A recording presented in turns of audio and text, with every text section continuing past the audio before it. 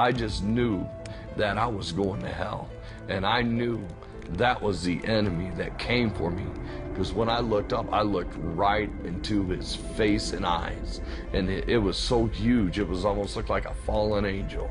And he had the horns of a ram, and it was horrible.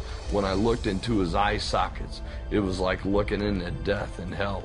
The best way I can describe it, it was a darkness within a darkness. Randy Hicks' drug use and his eventual overdose had kept him living in darkness since early in his childhood. He grew up one of 9 children in rural Illinois with little parental supervision. I got high when I was 8 years old. 2 of my brothers had got me out in the garage smoking a bong. That was the first time I ever used marijuana. I'll never forget it. I loved it. Randy's brothers hid the goods in the garden out back, in their school bags, or even under the mattress. One time I found some white powder in there. It was cocaine. I didn't know what it was, and I touched it, and it had numbed my lips. And I was like, wow, that's some strange stuff. And one day I just happened to watch my brother sniff it, and I sniffed some too.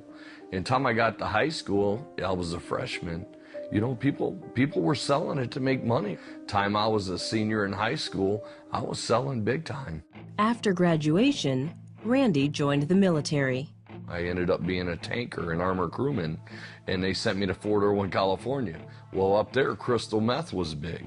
Well, when I got up there, I got hooked up with the wrong people. I started drinking heavier, and then I really started going on a binge with crystal meth. Oh my God, I was so addicted. It was like I couldn't live without it. I breathed it from the time I got up in the morning to the time I went to bed. I started selling stuff to get it. And they sent me to rehab, and eventually they released me from the military. It bothered me. I was like, man, I had this great opportunity to turn my life around. Why did I go back to doing the drugs? But it only got worse. Randy spent a year in jail for robbing a gas station. He was so high, he doesn't even remember holding a gun to the clerk's head. When he got out of jail, he overdosed.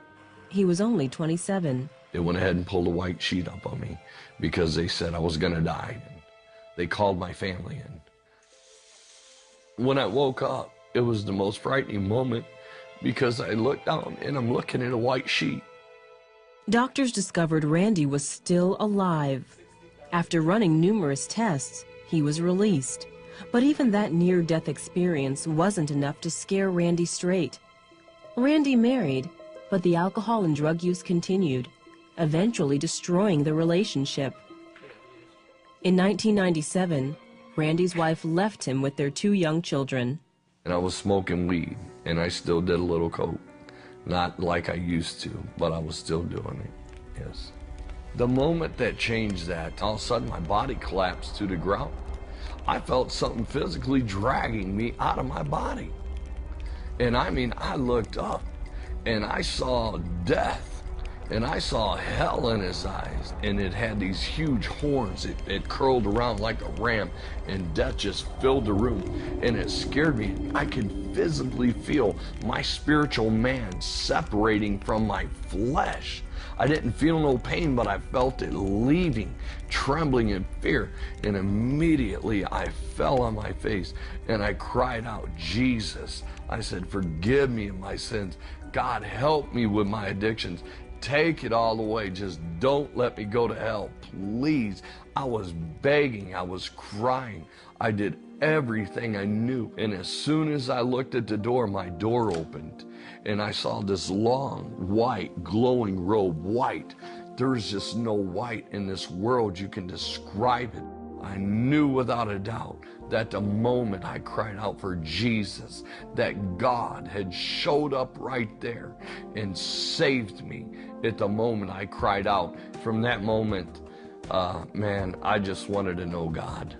I wanted to know Jesus. I wanted to know this one who, when I knew without a doubt I was going to hell, came for me. Immediately, Randy's craving for drugs and alcohol was replaced with a hunger and thirst for Jesus.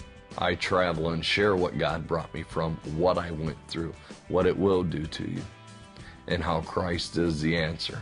When you call on that name Jesus, He is there right there. and he is ready to receive you and to forgive you of all your sins.